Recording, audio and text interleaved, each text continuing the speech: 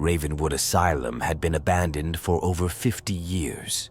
Its crumbling facade and broken windows stood as a testament to the unspeakable horrors that had once taken place within its walls. Local legends whispered of the restless spirits of patients who had died under mysterious and brutal circumstances. Despite the warnings, a group of friends decided to explore the asylum one moonless night, armed with flashlights and a sense of bravado. As they stepped through the decaying entrance, the air grew thick with a musty odor, and the temperature seemed to drop several degrees. The faint sound of footsteps echoed through the halls, though the group was certain they were alone. They laughed it off, attributing the noise to the building's age and the wind whistling through the broken windows. The friends made their way to the basement, where the most notorious part of the asylum, the morgue, was located. The air was stifling, and a sense of dread began to creep over them. As they descended the creaking stairs, one of them, Sarah, felt a cold hand brush against her arm. She turned to her friends, but they were several steps ahead and hadn't touched her. Reaching the morgue, they found old rusted gurneys and cracked tiles. The smell of decay was overpowering. They dared each other to open one of the morgue drawers, and Mike, the bravest among them, stepped forward. As he pulled the drawer open, a gust of cold air hit them, and the room's lights flickered before plunging them into darkness. Panic set in as the friends fumbled to turn their flashlights back on. When the beams of light finally pierced the darkness, they revealed a figure standing in the corner. It was a ghostly apparition, a woman in a tattered hospital gown with hollow eyes that seemed to stare into their very souls. She opened her mouth to speak, but no sound came out. The friends backed away slowly, but the figure followed them, gliding silently over the floor. They could hear whispers now, unintelligible but filled with malice. As they reached the stairs, the ghostly woman lunged at them, passing through Sarah and leaving her gasping for breath and clutching her chest.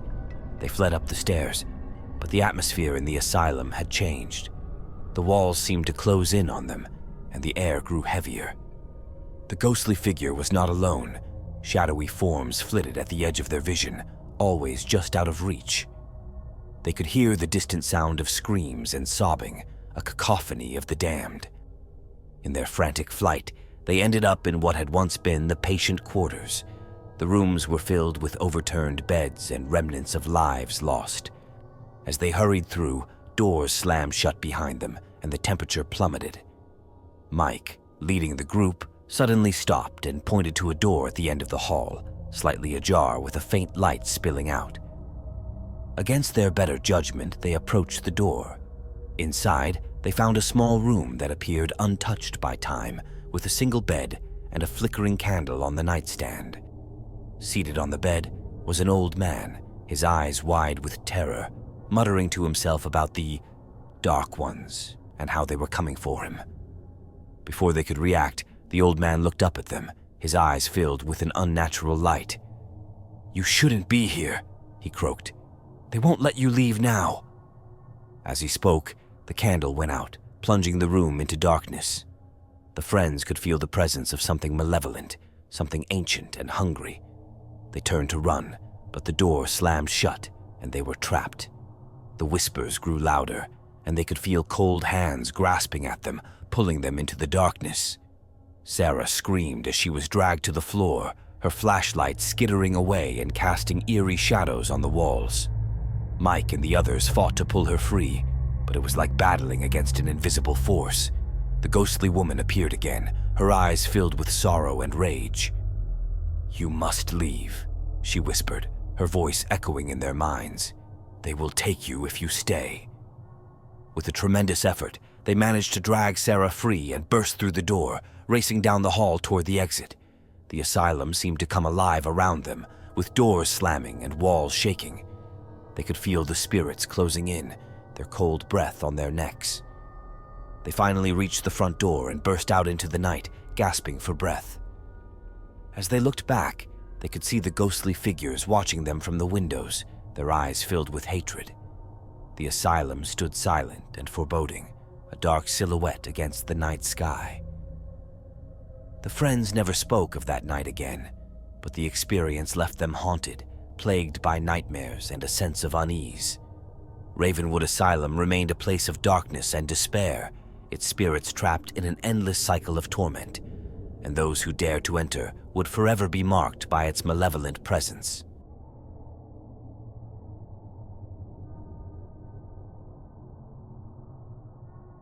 Blackwood Manor had stood abandoned for decades, its grand architecture slowly succumbing to the ravages of time.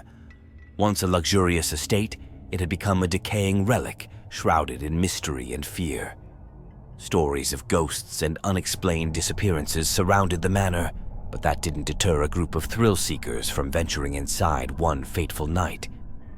As they approached the manor, the wind howled through the overgrown trees, and the moon cast an eerie glow on the crumbling structure. The front door creaked ominously as they pushed it open, revealing a grand foyer with a sweeping staircase. Dust covered everything, and cobwebs hung like delicate veils in the corners. The group split up to explore, their flashlights cutting through the darkness. Sarah and Mark headed toward the east wing, while Lisa and Tom went upstairs.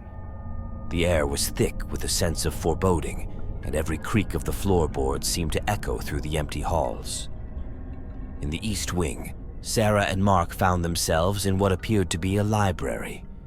Shelves lined with dusty books towered over them, and a large portrait of a stern-looking man hung above the fireplace. As they examined the room, the temperature dropped suddenly, and a chill ran down their spines. They heard a faint whisper, like a breathless voice calling their names. Sarah turned to Mark, her eyes wide with fear. "Did you hear that?" she asked, her voice trembling. Mark nodded, his face pale. They decided to leave the library, but as they turned to go, the portrait's eyes seemed to follow them. Upstairs, Lisa and Tom explored the bedrooms. Each room was a time capsule, filled with antique furniture and personal belongings left behind. In one room, they found a journal belonging to a young girl named Emily. The last entry spoke of strange occurrences and her fear of the shadow people. As they read the journal, a loud bang came from the hallway, followed by the sound of footsteps. They rushed out to see a shadowy figure at the end of the hall, slowly moving toward them. Tom called out, but there was no response. The figure seemed to dissolve into the darkness as it approached. Panicked, they ran back downstairs to find Sarah and Mark. The four of them decided it was time to leave, but the manor had other plans. As they made their way to the front door, it slammed shut with a force that shook the walls. They pulled and tugged at it, but it wouldn't budge. The whispers grew louder, now coming from all directions. The friends huddled together, their flashlights flickering. The temperature continued to drop, and they could see their breath in the air. A sense of dread filled the room, and they felt as if they were being watched by unseen eyes. Suddenly, the whispers turned into screams, and the friends were thrown to the ground by an unseen force. They scrambled to their feet, only to find the room filled with ghostly apparitions. Men, women, and children, all with hollow eyes and expressions of agony, surrounded them. One of the spirits, a woman in a tattered dress, stepped forward. "You must leave this place," she said, her voice echoing with sorrow. "They will not rest until they have claimed your souls." The friends tried to speak, but their voices were drowned out by the cacophony of ghostly wails. The spirits closed in, their cold hands reaching out to touch the living. Lisa felt a hand grab her ankle and looked down to see a ghostly child with empty eyes staring up at her. She screamed and kicked free, but the child only reappeared closer, its grip tightening. Mark and Tom tried to break down the door, but it was like hitting a wall of solid stone. Sarah, in a desperate attempt, ran to the windows, but they were sealed shut. The spirits grew more aggressive, their touches leaving icy burns on the friends' skin. In a final act of desperation, they ran back to the library, hoping to find another way out. The portrait of the stern man seemed to leer at them as they entered. Suddenly, the books flew off the shelves, and the furniture levitated, blocking their path. The ghostly apparitions filled the room, their faces twisted in rage. Just as they felt they were about to be overwhelmed, the front door burst open, and a blinding light filled the manor. The spirits recoiled, screaming in agony as they were forced back into the shadows. The friends ran for the exit, escaping into the night. They never returned to Blackwood Manor, but the memory of that night haunted them forever. The manor stood silent once more, a dark sentinel guarding its restless dead.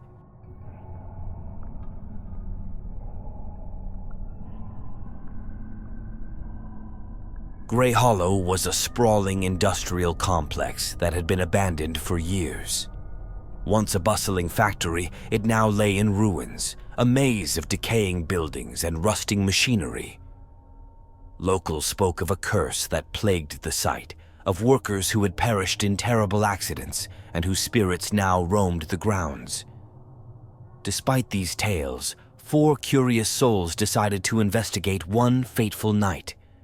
As they approached the complex, the moon hung low in the sky, casting long shadows across the cracked pavement. The air was thick with the scent of rust and decay. They climbed through a broken gate and ventured into the heart of Grey Hollow, their flashlights barely piercing the darkness. Inside, the factory was a labyrinth of corridors and rooms, each filled with remnants of its past. The friends, Emily, Jack, Ryan, and Claire, moved cautiously, the eerie silence only broken by the occasional drip of water and the creak of old metal. They felt a constant sense of being watched, as if unseen eyes followed their every move.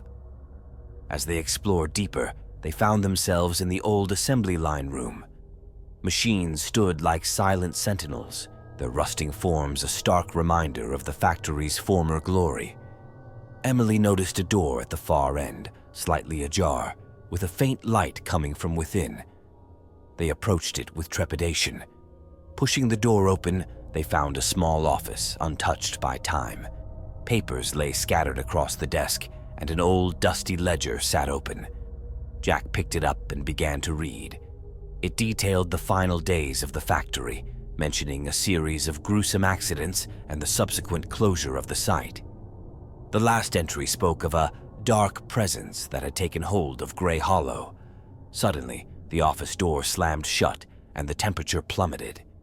The friends felt an overwhelming sense of dread as the light flickered and went out. They heard footsteps approaching from outside the door, slow and deliberate. Jack tried to open the door, but it was stuck fast. The footsteps stopped just outside the door, and the friends held their breath. After a moment of silence, a ghostly figure passed through the door, a man in overalls with a look of anguish on his face. "You must leave," he whispered, his voice echoing with pain. "He will not let you go." The figure dissolved into the air, and the door swung open. The friends stumbled out, their fear mounting. They decided to find another way out, but the factory seemed to conspire against them. Corridors that had been clear moments before were now blocked, and the layout seemed to shift, confusing their sense of direction. They found themselves in the old boiler room, the massive machines looming over them like sleeping giants. The air was stifling, and the walls seemed to pulse with an unnatural energy. Ryan heard a faint chanting, growing louder with each passing second. The friends looked around, trying to locate the source. Out of the shadows stepped another apparition, this one a woman in a factory uniform. Her eyes were hollow, and she spoke in a language they didn't understand. The chanting grew louder, and the friends felt a compulsion to follow her as she beckoned them deeper into the boiler room. They entered a small hidden chamber where the temperature dropped even further. The walls were covered in strange symbols, and a large rusted boiler stood in the center. The woman pointed to it, and then vanished. As they approached the boiler, they could hear faint cries coming from within, as if souls were trapped inside. Jack reached out to touch the boiler, but a searing pain shot through his hand, and he pulled back, clutching his fingers. The cries grew louder, more desperate. Claire noticed a hatch on the side and, against her better judgment, began to open it. A blast of icy air hit them, and the room was filled with ghostly apparitions. The spirits surrounded them, their faces contorted in agony. One of them, a man with burns covering his body, stepped forward. "The master will not release us," he said. you must destroy the source. The friends realized that the boiler was the key to breaking the curse. With renewed determination, they searched the chamber for something to use. Emily found a heavy wrench, and they took turns smashing the boiler. Each strike seemed to release a burst of energy, and the spirits howled in response. Finally, the boiler cracked, and a blinding light filled the room. The apparitions let out a final, ear-piercing scream and then dissolved into the light. The temperature rose, and the oppressive atmosphere lifted. The friends staggered out of the chamber, the factory now eerily silent. They made their way to the exit, and as they stepped outside, they felt a weight lift from their shoulders. Grey Hollow was free from its curse, but the memory of that night would haunt them forever. The factory stood as a silent witness to the horrors it had harbored, a reminder of the dark presence that had once ruled its halls.